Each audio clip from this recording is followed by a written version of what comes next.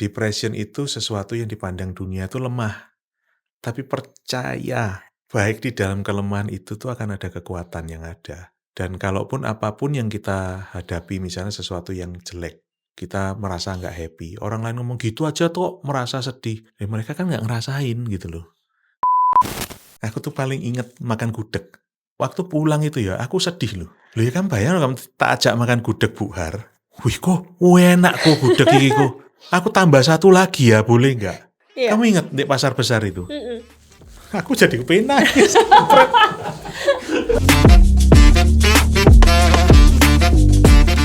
So guys, dari total views videoku, itu cuma 10% yang udah subscribe.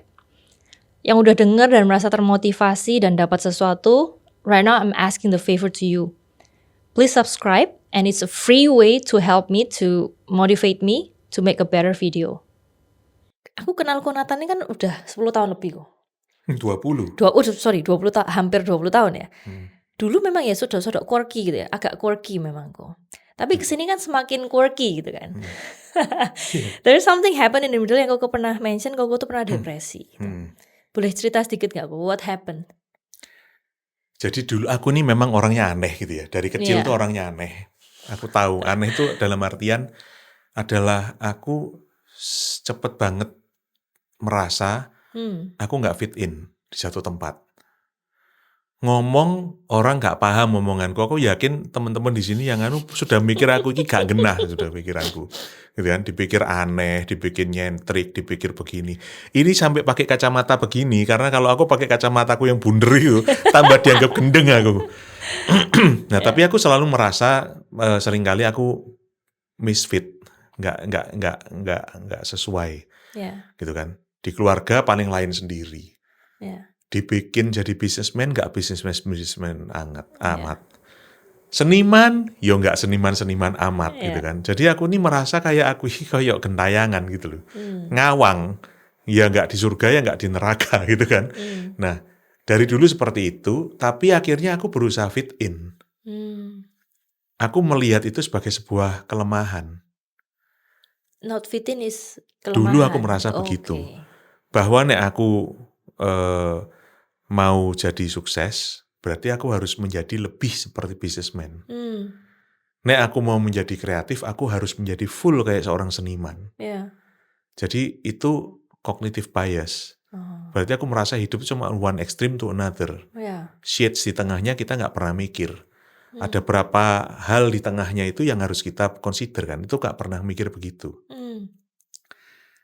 Jadi akhirnya gini, mau jadi PT ya gak bisa jadi PT, jadi sapi ya duduk sapi.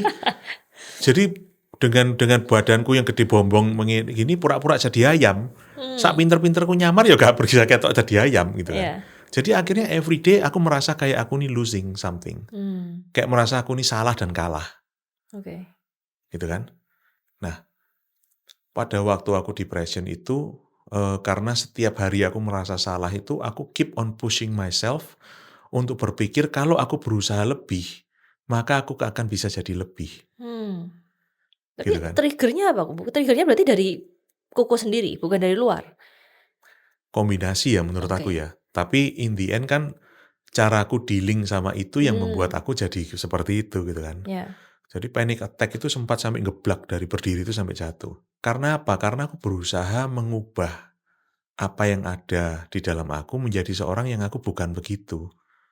Gitu kan. Nah pertanyaanku, aku berubah nggak dulu sama sekarang? Orangnya sih tetap sama.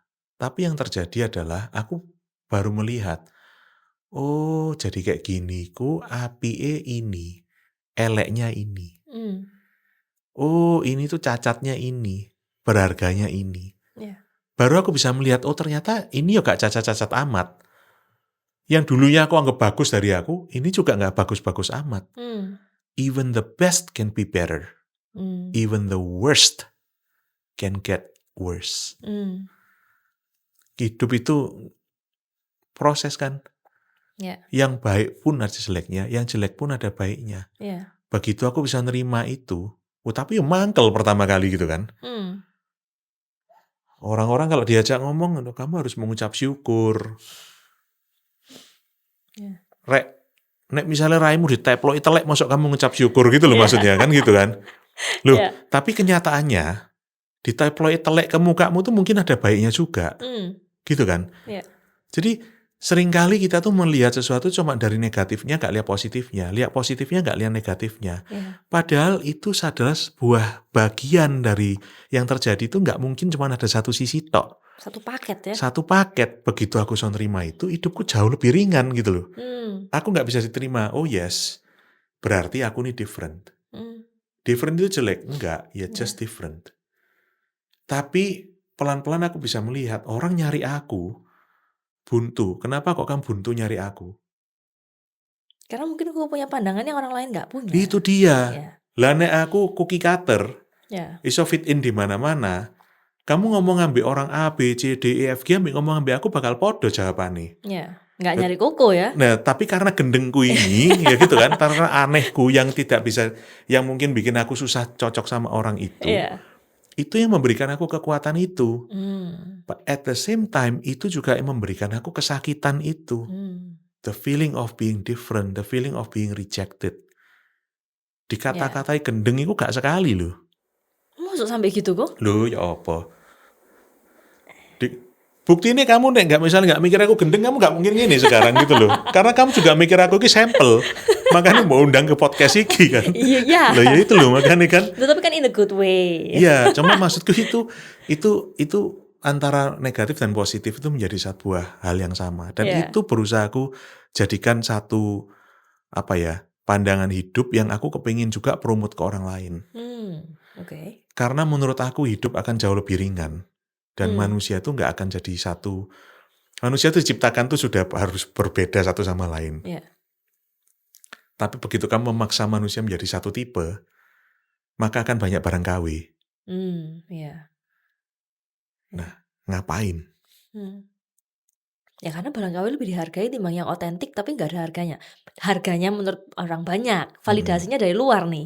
Berarti yang harus dilakukan validasi adalah dari dalam. Betul. Dan yang kedua, orang-orang yang waras. Harus bisa menceritakan kenapa barang-barang yang otentik itu lebih bagus daripada barang KW. Yang harus dilakukan, orang-orang yang bikin barang otentik yang tidak bisa jadi bagus, mengupayakan itu bisa diterima untuk orang lain. Dikasih panggung. Iya, Rajut bukan asa. berarti bukan berarti kamu harus menerima bahwa kamu harus jadi orang lain. Kalau kamu dirimu sendiri belum bisa diterima, kemungkinan besar karena kamu juga nggak bisa menerima dirimu sendiri. Karena kamu tidak bisa jadi the best version of yourself, makanya kualitasmu sebagai barang original nggak cukup tinggi. Karena inimu nggak cukup amber. Karena inimu kopi busuk. Do you think that's why Rajut Asa cuma bertahan satu karena yang lainnya belum selesai dengan dirinya sendiri? Bukan cuma karena mereka belum selesai dengan dirinya dia sendiri, aku juga belum selesai dengan diriku sendiri. Gitu ya. Kedua, masalah barang itu berhasil atau enggak itu bukan cuma masalah kualitas antara satu dan yang lainnya. Kamu nggak bisa beranggapan bahwa karena aku lebih banyak sekolah dan bekerja daripada dia, aku lebih baik dari dia. Dia kadang-kadang terlalu baik buat aku. Kegagalan itu bukan berarti kegagalan mereka, tapi juga mungkin kegagalanku. Dan itu a tough pill to swallow. Ya kan? Tapi in the end ya aku harus mengakui. Aku nggak bisa segalanya. Berarti Koko glad sempat depres gitu kok? Sangat glad? Sangat glad. Dari depres jadi nggak depres, I don't know, mungkin ada teman-teman yang udah mulai kerasa this is me gitu kan. How? Yang pertama adalah kita tidak bisa berharap orang lain menyembuhkan kita. Ya. Kedua adalah ini bukan masalah sembuh nggak sembuh. Terima, ini adalah sebuah proses menjadi lebih baik. Gitu kan. Aku dulu pada waktu depres, aku beli buku besar. Tak mind map pikiranku. Aku mau tahu iki sintaks errornya di mana gitu kan. Codingnya kelirunya di mana gitu kan. Aku ini gendeng temenan apa enggak? Lu serius lu ini sampai ono bukunya itu. Gitu kan. Dan aku spend time baca buku ini, baca buku itu, ngomong sama orang ini, ngomong sama orang itu. berharap ada jawaban. Wis lah, kamu tahu jawabannya ternyata apa? Ya. Ini proses. Oh. Hanya karena kamu tahu, hanya kamu pernah baca buku A dan B, bukan berarti itu bisa relevan dalam kehidupanmu right away. Pernah enggak kamu belajar sesuatu, baca sesuatu, it makes zero sense to you. Lalu berapa tahun kemudian, mendadak, oh ya ampun, ternyata dulu aku iki to maksudnya. Iya, sering. Iya kan? Kenapa? Ya durung wayahe mateng sian. Iya kan? Kamu nggodok air, sama bikin kue, sama masak coklat, sama bikin futiaojang, lain prosesnya. Waktunya lain. Gak bisa kamu pakai satu anu yang sama. Harus cepet, 5 menit. Panganan futiaojangmu nek 5 menit. Lak rasanya kayak oyone jaran. Gitu loh maksudku. Itu kan ada itunya, ada prosesnya sendiri dan kamu harus appreciate itu. Gitu loh. Tapi kalau Koko bilang, ya karena itu proses gitu kan. Ya you have to do it by yourself. Tapi Koko kerja sama Miss Fitopia ya? Betul ya? Ini kan community? Ya, Miss Fitopia itu dulu aku ngusulkan ke temen untuk dia bikin itu karena penting menurut aku gitu kan. Sadly speaking itu nggak jalan terus karena terlalu repot orangnya gitu. Menurut aku tanggung jawab kita adalah melihat ke dalam, ke diri sendiri. Orang lain tidak bertanggung jawab dan bukan menjadi penyembuh yang kita harus dapatkan. Apakah berarti dia tidak menjadi part of your healing?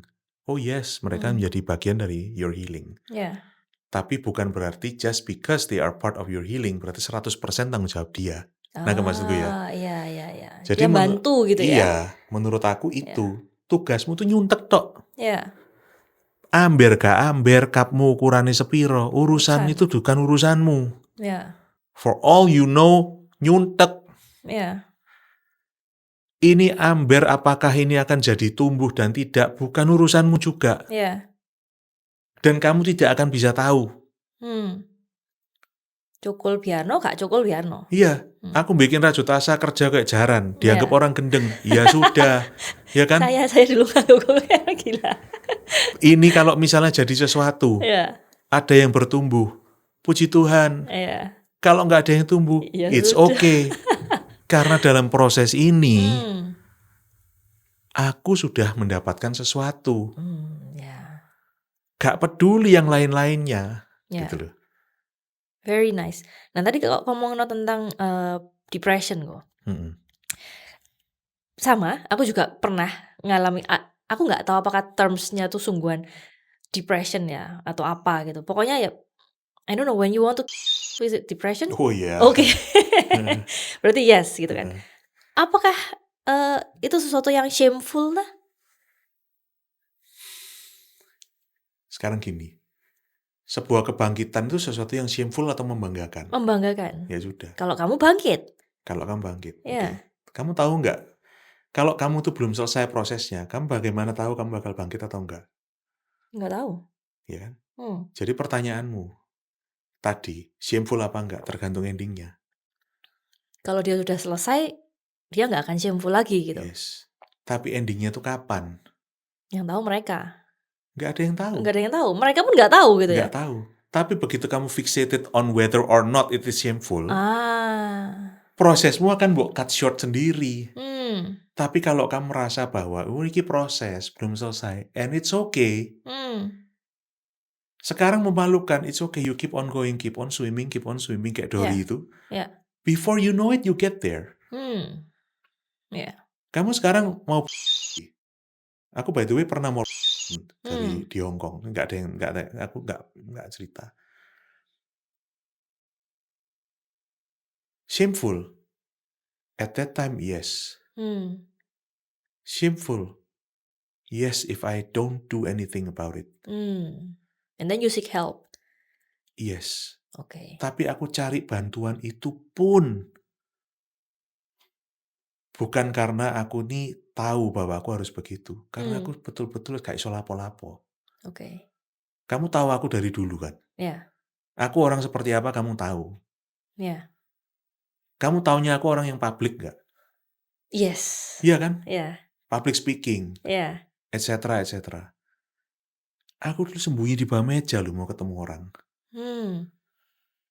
Nah, maksudku orang tuh berpikir kalau aku cerita begini itu dengan satu kebanggaan. Sakit loh ngomong gitu tuh. Karena you have to push yourself day in and day out. Try to cope. Yeah. Iya toh?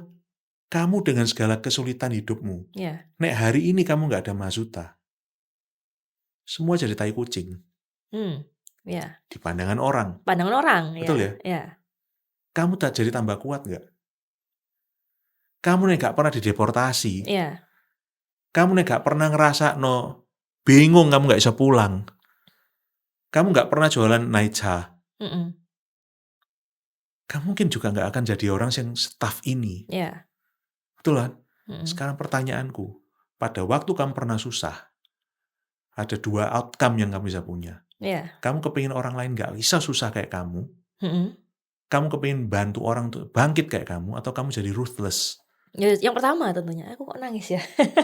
Minta tisu dong. Ya, kembali ke podcast Nathan Santoso dengan Defying the Odds. Hacking the Odds. Aku merasa aku gak nyangka sih Koko sempat sampai kayak gitu nih sih. Kamu gak tahu kan? Kamu pernah ditanyai zaman dulu gitu ya. Aku tuh paling inget makan gudeg. Ya. Gila, aku waktu pulang itu ya, aku sedih loh. Oh.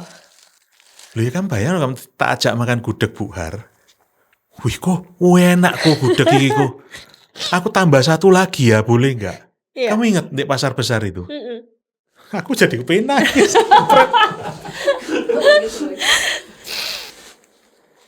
Aku gak nyangka sih Koko sempat sesusah itu sih. Maksudnya sampai mau. Dan kamu mikir ya, sesusah-susahnya kita dulu, kita juga gak pernah mikir kita akan ada di titik ini gitu loh. Iya. Iya kan? Tapi seseneng-senengnya kita sekarang, kita juga gak akan tahu ke depan itu kita akan lebih seneng atau lebih susah. Iya. And it's okay. Karena kalaupun nantinya susah, besoknya ada apa lagi kita gak tahu. Iya. Karena hidup itu menurut aku perjalanan. Kayak kamu pergi hiking, pergi jalan-jalan. Apa nih orang totok-totok singgek-singgek ngomong apa? Cuma makan hua ya. Cuma makan hua. Jadi kamu kan jalan-jalan, naik kuda sambil lihat bunga. You enjoy the process. Bukan berarti kamu harus punya kuda 10. Iya toh? Kuda 10 tumpah ono coba. Ya apa caranya kamu numpai kuda 10? Nggak mungkin gitu loh.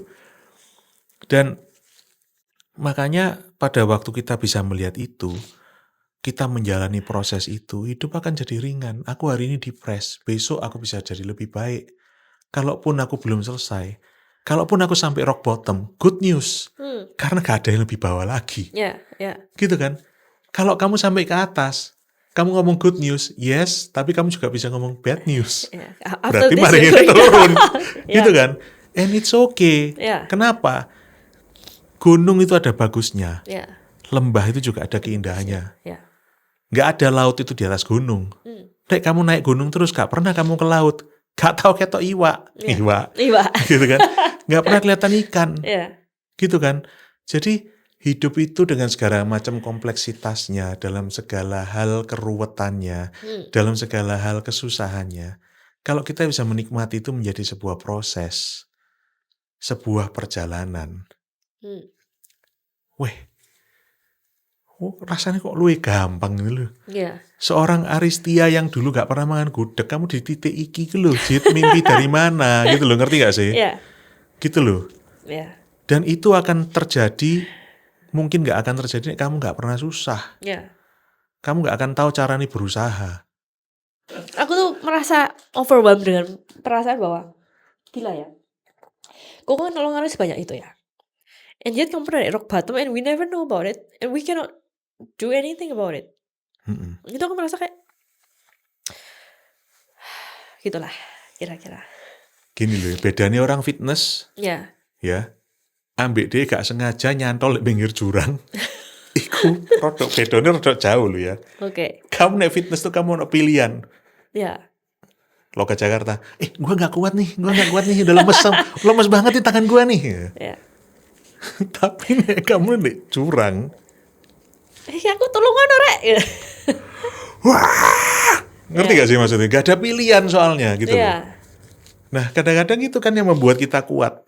Aku tadi pagi barusan ngomong sama driverku. Ternyata kita ini selalu punya kekuatan yang baru ya. Kok bisa gitu Pak? Iya aku kan ngomong aku ki capek sudah dari kapanan nih gitu kan. Yeah. Jadi running on coffee and semangat. Bensin itu kopi ambil semangat. Tapi begitu aku merasa wis gak kuat maneh, sesuk ternyata ya jalan tuh gitu loh. Aku dari Perancis pulang kan bulan lalu kan ya. Sampai sekarang ke Jakarta wis 4 kali, Bali 3 kali, ke Malang, Mojokerto, ya toh. Ini pulang nanti tanggal 26 balik Jakarta lagi. Dan badanku ki remek sebenarnya. Cuma ternyata kita tuh lebih kuat daripada yang kita pikirkan. Tapi juga lebih lemah daripada yang kita harapkan. Itu selalu always jadi satu. Ya. Iya. Interesting. Nangis. Ya aku merasa, wih sampai segitu nih rek. Ya aku bilang depresi, tapi aku nggak tahu sampai harus meloncat lah, apalah gitu loh. Aku tuh ya breakdown aku tuh harus ngasih presentasi. Oke. Ngasih presentasi breakdown. Jadi waktu harus ngasih presentasi sebelum berangkat, jantung cepet. Sampai ngos-ngosan. Ada apa ini? Panic attack. Ditanyai kalau sampai sekarang tanya kenapa kok nggak tahu aku. Aku juga nggak tahu. Wah, aku terapi sampai ke Singapura karena takut orang tahu. And you know, waktu COVID, kamu kan tahu musibah-musibah yang menimpa aku itu kan, kan beruntun waktu COVID itu. Dan karena kondisi aku harus stop perawatan, stop terapi, stop apa. I expected my life to fuck up big time. Tapi aku nggak pernah tahu bahwa itu justru waktunya aku bisa bangkit. Apa sih yang terjadi? Shift. Waktu aku sendirian, meditasi gitu? Enggak. Nek ditanyai satu single proses juga enggak. Oke. Maksudnya bukan satu single moment gitu loh, tapi proses. Oke. Aku datang ke Bali ketemu ibu. Nathan, ngapain dipikirin? Enggak semua Nathan bisa dipikir. Dalam hatiku iki, ya kalau saya orang bodoh bu, gitu kan. Aku mikir gitu maksudnya gitu kan. Ya, masih merasa pintar. Iya, tapi setelah itu, omongannya ibu ini sangat sederhana tapi deep. Baru aku mikir, iya ya, nek misalnya kabeh tak pikiri dan aku merasa kalau dipikir jadi beres, berarti aku mengasumsikan kabeh aku tahu. Kan gitu? Ternyata kan enggak. Kedua, nah ini barang percaya sampai enggak percaya ya. Dipanggilkan bapak satu pijet. Pak Mangku gitu ngomongnya. Mangku itu ternyata adalah kayak pemuka agama gitu loh. Tak pikir namanya Mangku Sopo, Mangku Wahyudi, Mangku Sopo gitu kan, Mangku Kevin. Mangku itu title? Iya. Nah, dipijet, dibisi-bisi. Besok gak so mikir aku. Kenapa? Buntu, kayak orang bingung gak belum minum kopi gitu loh. Bu, otak saya hari ini kok gak jalan ya Bu ya, ngakak. Rasain kadang-kadang jadi orang bodoh gitu. Makanya gak semuanya itu harus dipikir gitu. Tapi kata-kata itu tak renungkan gitu kan. Dan dijalankan. Baru aku sadar. Namanya berkat dan breakthrough. Itu adalah sesuatu yang kamu tidak pernah anticipate dan bisa kamu pikirkan. Seperti si Aristia yang makan gudeg. Gudeg gitu ya. Dan kamu duduk di sini dengan segala keindahan kantormu dan pencapaianmu. Number 1 selling vacuum cleaner. Gak pernah kepikir toh kamu toh? Gak mikir. Tandanya tidak semua bisa dipikir. So what makes you think you can think about everything now? Bahwa kamu bisa antisipasi semuanya sekarang. Kalau the biggest breakthrough in your life itu bahkan gak pernah terpikirkan buat kamu. Itu loh.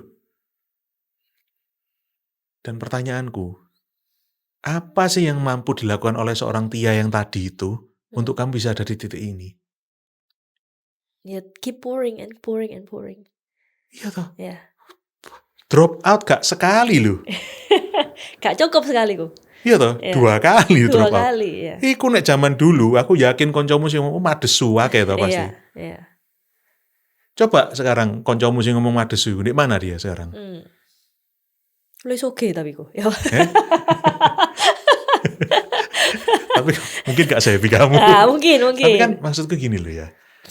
Namanya sebuah blessing itu gak pernah deserved. Ya. Artinya berkat itu tidak pernah adalah sesuatu yang kita layak dapatkan. Ya. Kalau berkat adalah sesuatu yang tidak layak kita dapatkan, maka apapun yang kita lakukan itu tidak akan cukup berharga untuk menjadikan kita berhak mendapatkan sebuah berkat. Ya, karena itulah kenapa berkat, kenapa breakthrough itu adalah sesuatu yang akan sangat surprising. Dan itulah sebabnya hidupmu sekarang itu nothing like you expected. Ya kan? Tapi depresi gimana? Ya sudah. Enjoy. Kalau ayam nggak dipotong, coba gorengan lah, gila nih modelnya. Kalau nggak pernah dicabuti bulunya, ya mungkin nggak enak gitu kan. Tapi makanan itu akan jadi enak waktu dimasak selama 6 jam. Ya kan? Minuman jadi enak pada waktu kamu diumurkan selama 2 tahun seperti Iwa. Iklan lagi. Gitu kan? Proses. Tapi begitu kita mau rush the process, kamu akan end up dengan sesuatu yang kurang matang. Atau sesuatu yang kelihatan matang tapi nggak maksimal. Gitu loh. Jadi in the end ya simple, cuman itu tok. Depression is a process. Jadi bagi teman-teman yang lagi depres ini, mereka menurutku kok harus ngapain kok? Menurut aku pertama kali adalah kita semua harus bisa menerima bahwa it's okay. Jadi manusia itu ya begini, ini ada lemahnya, ada kuatnya. Dan depression itu sesuatu yang dipandang dunia itu lemah. Tapi percaya, baik di dalam kelemahan itu tuh akan ada kekuatan yang ada. Dan kalaupun apapun yang kita hadapi, misalnya sesuatu yang jelek, sesuatu yang bencana, kita merasa nggak happy. Orang lain ngomong gitu aja tuh merasa sedih. Ya mereka kan nggak ngerasain gitu loh. Jadi nobody has the right to tell you bahwa yang kamu lakukan atau kamu hadapi itu gampang. Nggak ada. Kalau kamu merasa itu berat, ya itu berarti itu berat. Buat kamu. Buat orang lain mungkin enteng nggak peduli. Buat kamu itu berat and it's okay. Begitu kita merasa bahwa itu okay dan kita mulai mau melihat bahwa ini menjadi sebuah proses yang akan kita bisa hadapi, itu akan pelan-pelan terjadi healing. Kedua, get help. Ketemu psikolog itu bukan kayak ketemu teman curhat. Kamu pernah tak ceritain sesi pertama aku sama psikolog? Iya, Pak. Dokter ya, orang berdiri duduk depanku. Karena aku nggak mau kelihatan vulnerable, aku duduk sofa tuh gini nih. Tanganku tak gini, gitu kan. Terus modelnya kayak dewa gitu. Selesai itu, oke, time is up. Sebelum kita selesai, aku akan ngomong di sini. Kamu tahu omonganku apa? Dia ngomong, sebelum kita selesai, kita ngomong ini yang terakhir. Aku ini kayak merasa aku bayar pelacur jam-jaman. Dengan gini itu tadi. Aku datang kayak wham bam thank you ma'am. Artinya kayak datang bayar, sudah pulang. Dia ngomong gini, aku di sini tuh bukan jadi temenmu. Aku ngerti perasaanmu. Tapi aku ada di sini itu untuk membantu kamu memikirkan hal yang mungkin kamu nggak pernah pikirkan. Jadi kalau yang berharap, kalau pergi terapi itu akan sembuh dalam waktu singkat, waktu singkat, lupakanlah. Kalau kamu berharap kamu setelah terapi itu kamu akan merasa enakan langsung, lupakanlah. Karena orang yang kanker otak mungkin nggak akan sembuh kalau kamu kasih obat sakit kepala. proses. Dan kan? sakit. Dan sakit. Setelah terapi rasanya kayak digebuk, ditabrak truk kan. Gitu loh. Tapi kalau misalnya kamu harus melakukan sesuatu, ya sudah lakukanlah. Karena ya, aku dulu setelah terapi itu, kadang-kadang sudah ditunggu orang di luar meeting. Ya ampun. Jadi mari nangis-nangis itu. Ambil air minum dari botol minum gini-gini.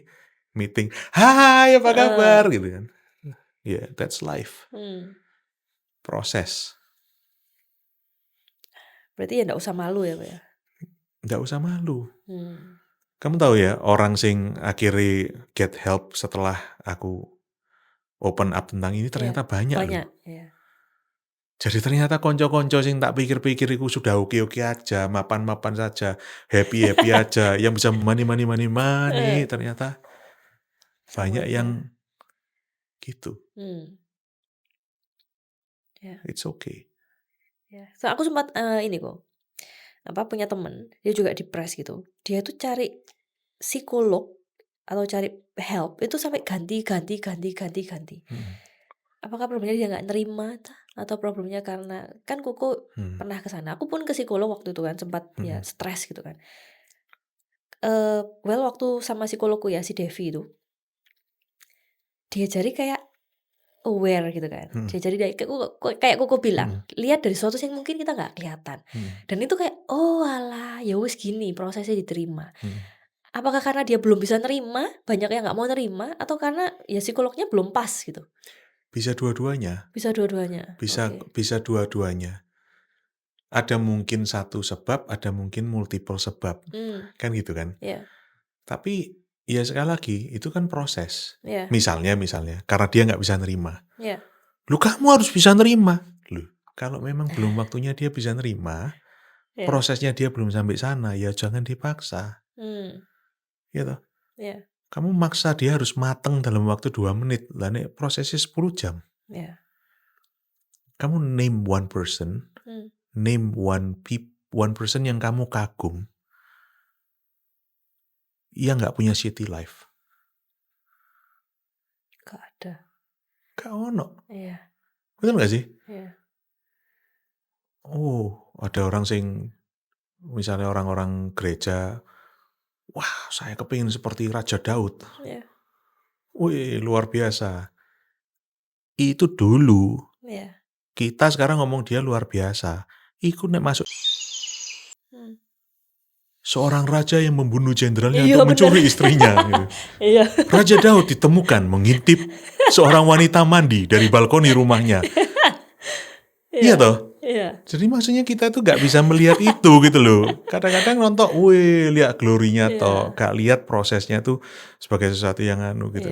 Aku kalau ngomong tentang Bible ya, orang tuh kan, wah pengen kayak Raja Daud, kayak Daniel mengalahkan singa gitu kan, kayak Yunus keluar dari perut paus gitu. Gak ada sih ngomong, aku pengen jadi kayak Ayub gitu. Iya, lah ya itu makanya kan itu kan. Kadang-kadang aku tuh kadang-kadang ya berpikir ya, manusia tuh memakai dalih agama tuh untuk bikin dirinya merasa lebih enak gitu loh. Itu rodok. Aduh, gimana gitu loh. Padahal nek dipikir-pikir kita tuh hidup itu uncertain lah, sudah diterima aja. Kamu mau berusaha membujuki dirimu ya apa, hidupmu itu nggak akan certain. Kenapa doanya nggak semoga aku kayak Ayub, mau ku decent, mau nggak ada family, aku tetap bahagia gitu itu kan. Maksudnya sesuatu hal itu, ya itu tadi makanya. Karena apa? Karena tolak ukurnya adalah dari luar. Gagahnya dia seberapa? Turun naik Alphard sama kamu turun naik Mikrolet. Ya sama sebenarnya. Iya, tapi buat orang di luar datang ke pesta, turun naik Alphard itu, wih. Ada yang naik Lamborghini sama satunya naik Grab Sigra. Sukses yang mana? Orang akan berpikir yang Lamborghini. Asli nih. Belum nah tentu, itu loh. Ya. Sukses itu artinya apa? Kamu mencapai desain. Tujuan yang pertama kali kamu punya, kan gitu kan? Sukses itu artinya apa? You finish the process. Itu kan sukses. Kuncinya di prosesnya. Prosesnya. bukan hasilnya tok. Iya. Gitu loh. Maraton itu kamu sukses complete a maraton. Kalau kamu selesai 42 kilo sekian itu, iya kan? Bukan kamu lari, weh luar biasa, 100 meter pertama. Dia orang pertama, 42 nih mate. Gak ada gunanya. Gitu loh. Jadi ya again, prosesnya. Ya. Interesting. Sampai gak tahu mau tanya apa. Dari nangis ketawa, semuanya ada di podcast Defying the Odds. Nanti judulnya semua orang bisa kaya, kliknya pasti wakil.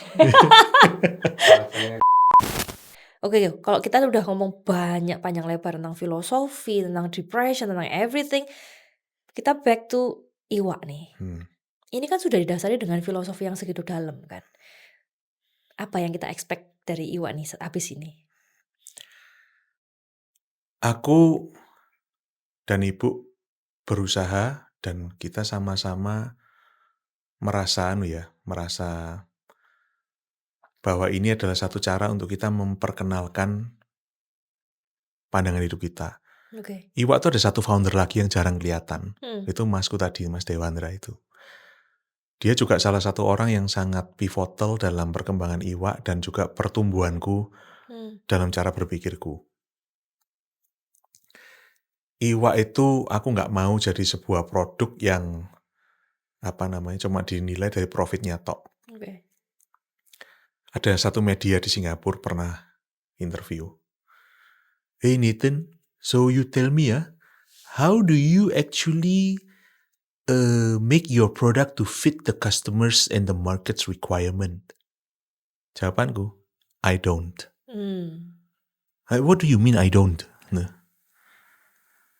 You assume that if I follow the market's requirement and if my sales is very high, then I'll be successful. Kalau kamu mikir aku memenuhi permintaan pasar, maka aku sukses. Penjualanku tinggi, maka aku sukses. Aku bilang bahwa what we try to do is to be ourselves. Because if we try to be someone else, then everyone in the world will look the same. If everybody expects to be somebody, then nobody will be somebody. Gitu kan? And everybody will just be anybody. Ngerti gak maksudnya? Kalau setiap orang itu merasa dirinya seseorang, maka gak ada seorang pun yang jadi seseorang. Dan akhirnya, semua orang akan menjadi bukan siapa-siapa lagi. Betul gak sih? Karena itu kamu harus stay true to yourself, your identity, what you believe. Apa itu harus bisa kelihatan jelas dalam produkmu. So Iwa itu apa harapannya? Harapanku Iwa ini sebuah media, sebuah kanvas, sebuah cara kita untuk tell a story. Apa? Slow down, enjoy the process, because greatness takes time. Kenapa Iwa dibikin 2 tahun? Gendeng kan? Ngapain kamu 2 tahun cash flow-mu kayak apa modelnya kalau kamu 2 tahun? Dan by the way kita mulai Mei 2022, sekarang baru 2 tahun setengah. Ya kan? Kenapa kok kita melakukan itu? Ya karena kita merasa bahwa proses itu nggak bisa di-bypass. Betul nggak?